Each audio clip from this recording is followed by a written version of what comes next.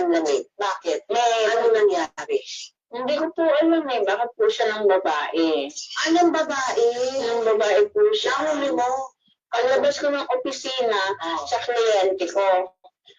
Yun, nakita ko po silang dalawang magka-holding hands. Yung time po ngayon, ang nasa isip ko po, ayoko po silang awayin. Pero nung pag-uwi ko po ng bahay, para po ang pinagbagsakan ng langit at lupa. Dahil po sa nakita ko, bakit niya nagawa yung ganun, niloko niya ako.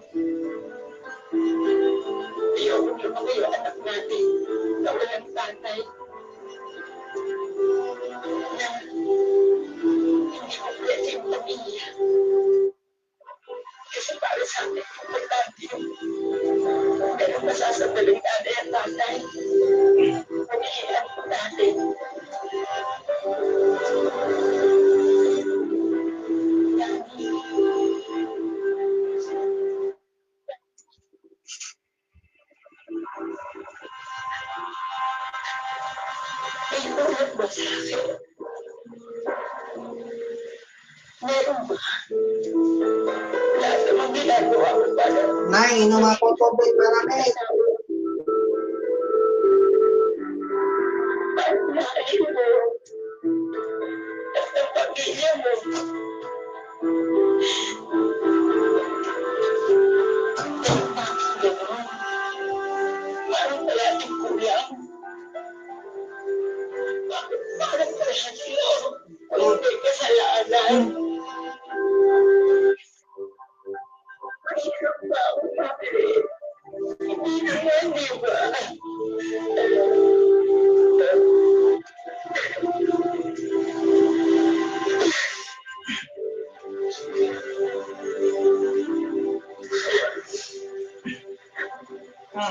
Kahit na napakasakit, pinili ni Teresa na muling magpatawad at magtiis para masigurong hindi mararanasan ng mga magiging anak nila ni Danny ang magkaroon ng isang broken family.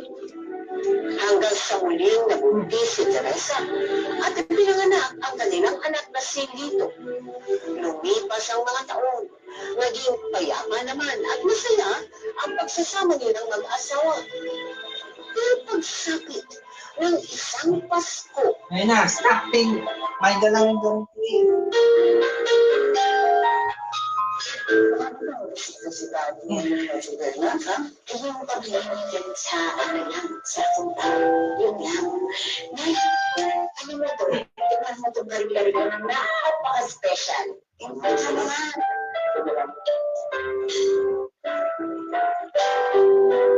Ano yun? Ako, hindi naman lalo kayo sa isipan. Kaya ako na rin ba sa dahil na eh? Yun mo. Patawagin ko ni anak ko. Ako na lang naman ito sa labas. Patawagin ko. Tuwan niyo na likod. Tito! Tito! Na! Ay, Tito! Ay! Oh!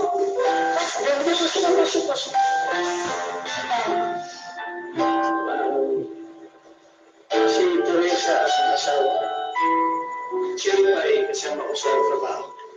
Cherry Pie. Parang nakita mo na yung pangalan niya, no? Cherry Pie. Sweet naman talaga ako eh. Mas kita mo naman sa asawa mo. Diba? Kano? Hindi nakita ko nga eh, na sweet na sweet sa asawa ko. Parang akal pala na. Parang pala tayo. Inahan, hindi ko ba't yung pangalan mo? Parang Santa, tayo-tayuhan. Ang misis hindi bagay sa akin. Hala, na-rejected. Rejected. Ay, halika sa gusto mo. Hindi na. Okay na. Halika na, Nay. Hindi na.